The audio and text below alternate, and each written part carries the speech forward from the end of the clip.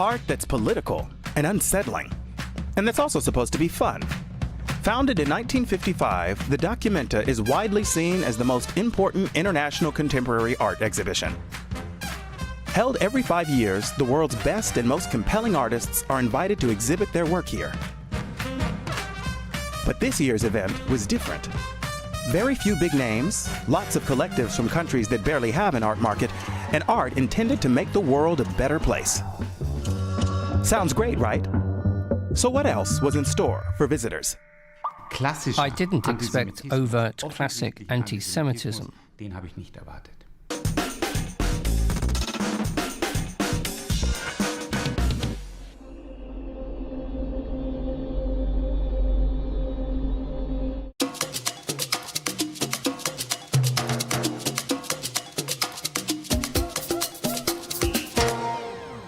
These are the masterminds of Documenta 15.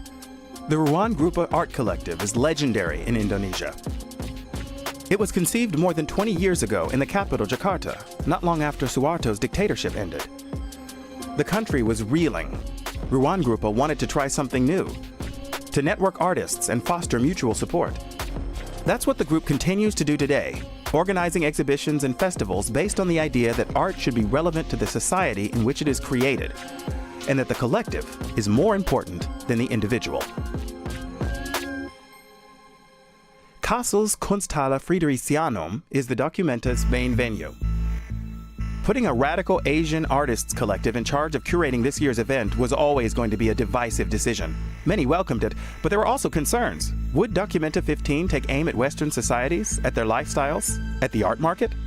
We come here as a collective coming from a context of Indonesia, which is always called Global South. We don't come here to change, but we come here to bring the best, what we consider the best from our practice. The reason why Ruang Rupa can sustain for 22 years is the practice that we also try to bring here with some improvisation, because it's in a different context. And then what we hope, our expectation is actually that after Documenta 15, we want to keep on experimenting the way to sharing resources and working together in order to sustain together also. Ruan Grupa and its international team of advisors are committed to art that's not produced for a market, that aims to have an impact on society, and that knows no stars and no hierarchies. The collective sees its task at Documenta not to curate, but to invite artists with similar approaches to their work. We don't commission works. We don't use the classical approach or conventional approach of curating. It's because Ruang Rupa, none of us were trained as a curator. None of us were trained as a curator. So the way if people call us curator, we don't criticize, but we never call ourselves as a curators. A fresh, groundbreaking approach. If only it weren't for the anti-Semitism accusations against the Ruan Grupa collective that emerged months before the official opening, as well as allegations that some of its members supported the anti-Israeli BDS movement and complaints that no Israeli, but several Palestinian artists were invited. In Kassel and in Berlin, the issue was initially played down, with management implying there was nothing to the claims. Documenta's organizers insisted they understood Germany's special responsibility regarding the issue of anti-Semitism. We take Germany's responsibility very seriously, and we're addressing it. And the artists here have also been dealing with it very closely. But the entire approach of this Documenta is directed towards the future, and that is why this preoccupation with Germany's past has simply not been front and center.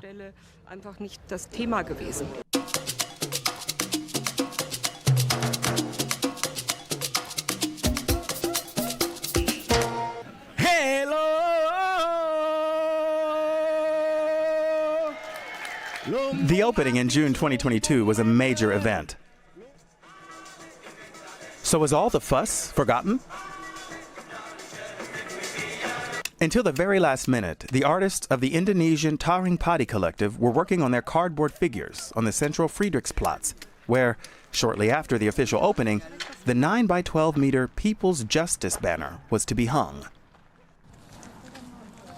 When it was finally unveiled, a scandal erupted.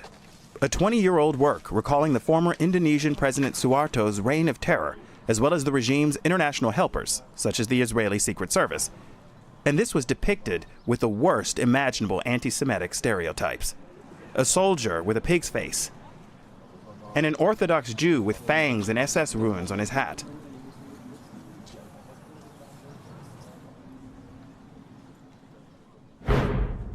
There was an outcry.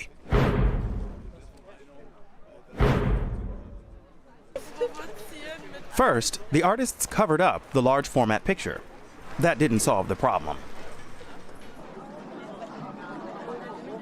2 days later, the banner was removed and the huge frame dismantled.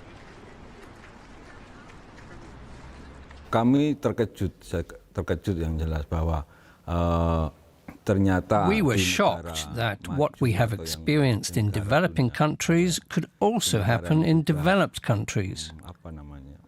It means that there is no difference in how people look at a work of art.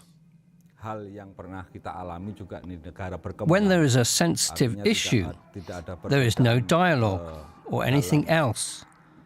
The artwork is simply dismantled. Ketika itu ada isu-isu sensitif, kemudian sebelum ada dialog dan lain-lainnya itu kemudian harus dieksekusi dulu tanpa harus ada dialog. Ya. Documenta had the very anti-Semitism debate on its hands it had explicitly been warned about. The international press took note, but still no one took responsibility. The public was horrified. How could this happen in the country that had murdered millions of European Jews, where preventing all forms of anti-Semitism is a raison d'etat? The president of the Central Council of Jews in Germany was appalled.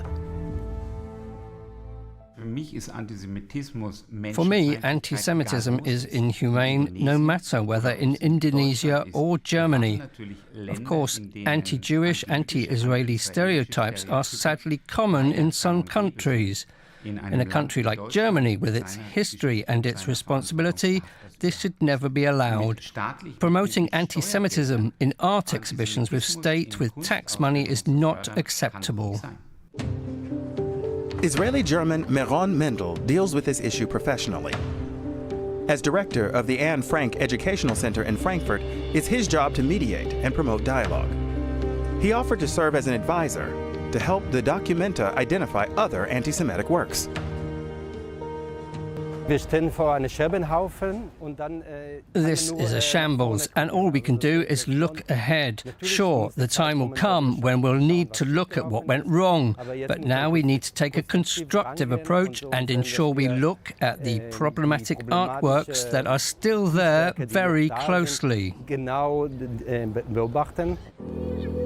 But that's precisely what, for weeks, no one seemed interested in doing. The Documenta's board went missing in action, even when more works were deemed to be anti-Semitic. For instance, Guernica Gaza, a series of paintings by Palestinian artist Mohammed al-Hawajri, copies of photos of Israeli soldiers in the style of the old masters. The pictures themselves are more anti-Israeli than anti-Semitic. But the series title, Guernica Gaza, equates the destruction of the Basque town of Guernica by the German Luftwaffe in 1937 with Israeli settlement policy. Such distortions may serve the narrative of Palestinian extremists. Then, in an exhibition mounted by an Algerian women's archive, a brochure with drawings showing Israeli soldiers threatening a child was found. Is it anti-Semitic too? The Documenta says no, but an explanatory text is now placed alongside it. In it, the collective explains that they're historical documents, and that criticism of the Israeli occupation is not synonymous with anti-Semitism. In another exhibition space, the artists' collective Subversive Film shows pro-Palestinian propaganda films from the 1960s, 70s, and 80s. Films that depict Israel and its military solely as aggressors. Nowhere does it say who produced these films. 5 years ago, you couldn't even have imagined something like this. Now, though, you hear such things more and more often, and I think it's very important that society, politicians, the media, and culture itself put up some resistance.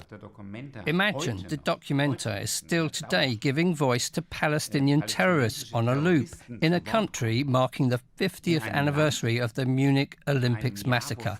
In no way can I accept letting Palestinian terrorists speak. The resulting public pressure forced the head of the Documenta to resign, and an interim general manager took over, Alexander Fahrenholz, who'd managed the art exhibition 30 years ago. But he too didn't want to take down or remove anything, preferring to leave the decision about what was anti-Semitic to a newly formed advisory board. The only thing we can all agree on very quickly is that anti-Semitism has no place at a Documenta. But what that means now is precisely the point that's being debated. And I think this part of the debate is very productive because it's also taking place within the Jewish community. Nonetheless, it is so, and I notice this in personal discussions too, that in the Jewish community, people feel distressed or even hurt by the occurrences which have taken place in Kassel, and that's keeping them from visiting Kassel. The challenges of appointing a collective of artistic directors who don't define themselves as curators had become clear. Ade Darmawan publicly apologized in the name of Ruan-Gruppe, yet didn't accept responsibility. The collective believes Germans' sensitivities blew the matter up into an anti-Semitism scandal. The artists from the collective Taring Padi fear for their reputation. They're still being criticized in the media, on Twitter, and elsewhere. Ada pembicaraan tentang diskusi tentang antisemitis. In the Indonesian cultural scene, the issue of anti-Semitism is rarely mentioned. So we don't know in detail exactly what the issue is, or if there is a specific law in Germany about this. Because we are Indonesians, we don't know in detail what the issue is. What we're alluding to is state violence. We can say unequivocally that Taring Padi is not anti-Semitic. Taring Padi is always open to diversity, because that is a human right. And it's exactly what the members of Taring Padi have been fighting for over the past 2 decades. Human rights, the recognition of religious and ethnic minorities, more democracy and freedom of expression, and against racism. They see themselves as artists, but also as activists. They feel the accusations of anti-Semitism are an attack on their whole identity. The Documenta set out to open a dialogue between the Global South and the Global North. But is such a dialogue even possible now? I think that this juxtaposition of North and South is sometimes an oversimplification that overlooks many nuances. Having a dialogue also means accepting and appreciating the values of the other by listening. And that won't work if Indonesians come here and say, "This is how it is, take it or leave it." Just as it won't work the other way around, by wagging a finger at them and saying, "Do this or get out." It will only work out if there is a willingness on both sides to listen to each other. How anti-Semitic is the Documenta? That's what the expert panel was tasked with finding out. Its statement, published 2 weeks before the end of the show, was devastating, both for Ruan-Gruppe and for the exhibition's decision-makers. It becomes clear that the serious problems of the Documenta 15 consist not only in the presentation of isolated works with anti-Semitic imagery and statements, but also in a curatorial and organizational structural environment that has allowed an anti-Zionist, anti-Semitic, and anti-Israel sentiment. The experts called for immediate action and an instant stop to the showing of Palestinian propaganda films.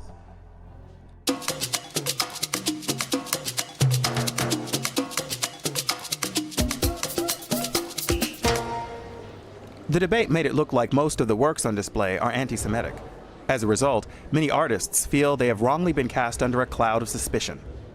There are said to be around 1,500 artists and activists at the Documenta. But there might be even more than that, since the artists and collectives invited, in turn, invited others.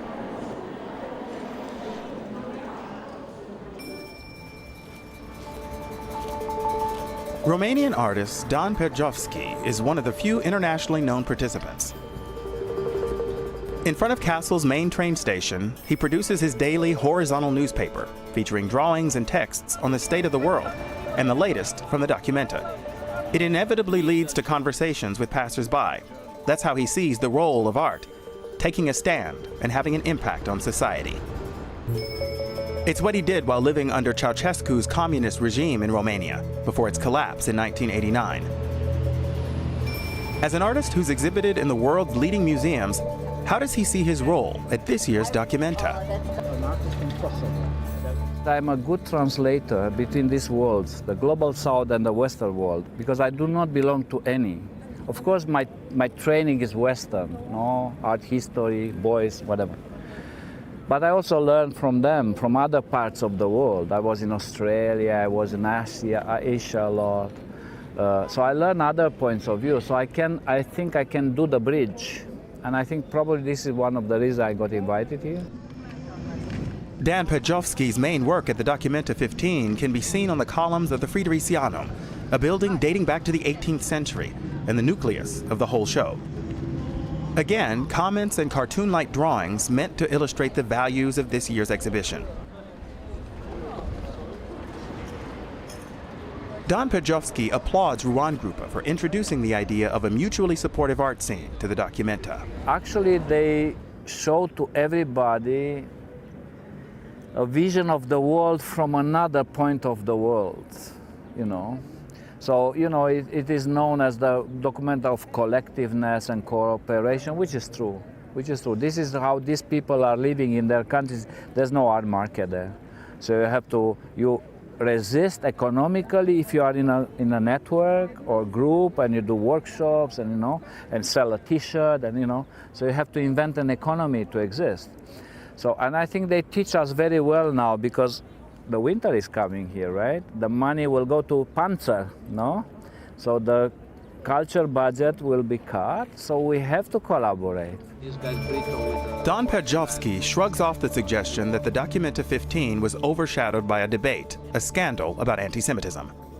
This is just in the media. There's no scandal here. Come and visit. Obviously, the scandal is unsettling. The artists don't want it to eclipse their message.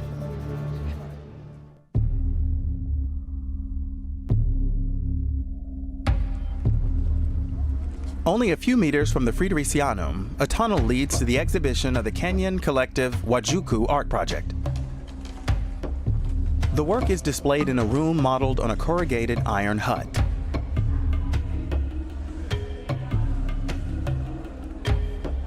Wajuku Art Project was founded in 2004. In a slum near Nairobi, the collective offers children and young people a space to learn and creates jobs in the community with the production and sale of its artworks. As you can see, the walls of Documenta have been changed. And with this, our idea is to tell our stories, people to hear the stories from us. Most of the time, the story you hear about the slum is the negative story about crime, drugs. Our art, as artists in the slum, we changed that. And this is the story we want to bring here. Our strength, our hope, and our beauty. This is what we want to tell.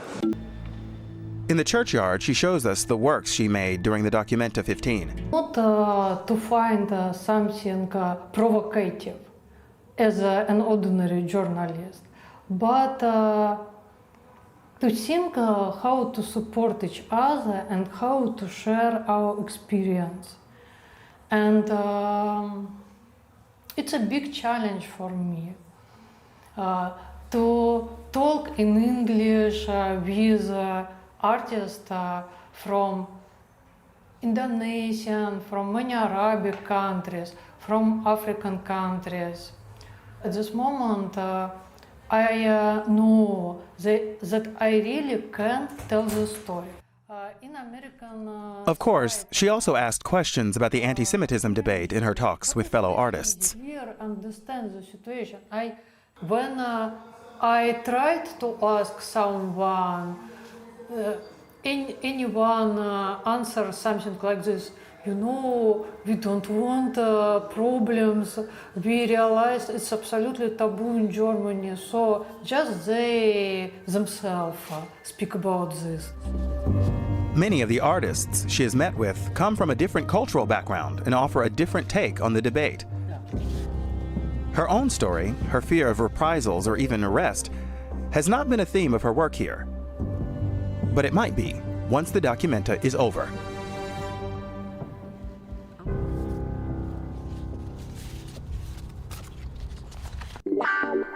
Alice Yard, a self-described art and performance space network, was founded in 2006. The Yard is traditionally a space where neighbors and residents gather, which anyone can use. Alice Yard picks up on this tradition. A couple of artist friends started out by setting up a kind of artist's workshop, a space to make contacts and find inspiration from one another. Kristen Chen found his way to the group when he returned to Port of Spain after studying design in the United States. For me, though, as a person who has a practice, was in search of a space, it kind of arrived and became, something that I don't know if I chose, but it was present and it was something that I had access to, and allowed me to also be able to have conversations and work with other artists that I did not know when I moved back home after my education. So it quickly became, a network of creatives. Trinidad is the southernmost island of the West Indies and home to many immigrants and many descendants of former slaves. So colonialism and its effects have always been a major topic. Making art here is a challenge. The international art market has tended to overlook Trinidad. The invitation to the Documenta came as a complete surprise to Christopher Cozier, an artist and founding member of Alice Yard. When I was an art student as a young person in the US, Documenta was something that sort of grim, sort of white males with grumpy faces did somewhere in the world, and as a brown body, I could at best be an eloquent voyeur, but not actually participate in this conversation. The Alice Yard artists exhibit their works, appropriately enough, in a yard behind a bar in Kassel. And they've invited artists from their network to join them here. One is performance artist Luis Vasquez Laroche, who's brought to Germany traditions from the Caribbean carnivals that are deeply rooted in Trinidad's own colonial history. The crack of the whip here serves to parody the cruel slave driver. The Documenta is not so much the place to enhance one's market value as to exchange ideas with other artists by interpreting themes close to their hearts and minds.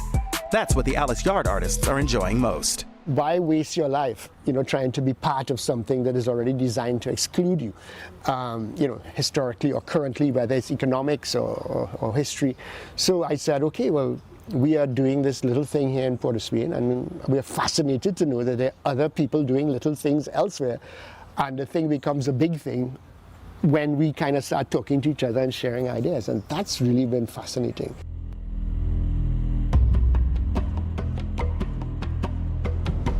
Dino Sukvete hasn't come to the Documenta as an artist, but as a member of a research collective offering education in the arts in Africa. Another Roadmap Africa cluster is a network of activists dedicated to illuminating the continent's colonial history. Many stories, languages, and even identities have been defined by the former colonial powers. One of our key interests is dealing with our colonial ghosts, as we call them. This is something that basically brings us all together, and because there are so many complexities that come with the residue of coloniality on the continent, we're trying still to see how to activate archives, explore history, pave ways forward through that, even our own understanding of self as members within the collective. The Documenta offers an opportunity for this collective from various African countries to continue their school textbook project. Workshops where these topics are discussed are open to the public. Sokvete is only saddened that discussions at the Documenta 15 have been overshadowed by the anti-Semitism issue. It has been a huge part of Documenta 15. There was no way of escaping it. But I don't know if I want to speak too much on that because it's such a loaded topic.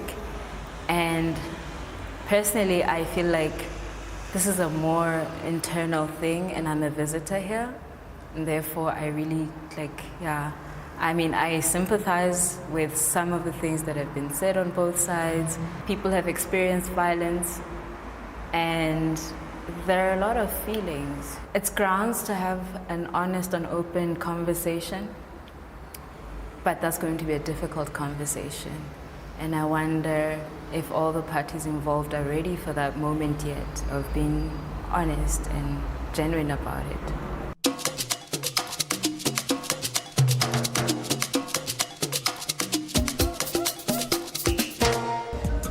With artists from many parts of the world that are rarely represented in the art world, the Documenta 15 brings together political art and traditional art, art by ethnic groups that might never hang in a museum.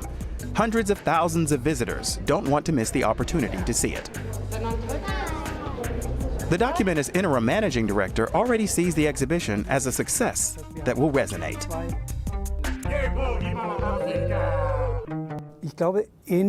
I don't think there have been many such milestones in the Documenta's history.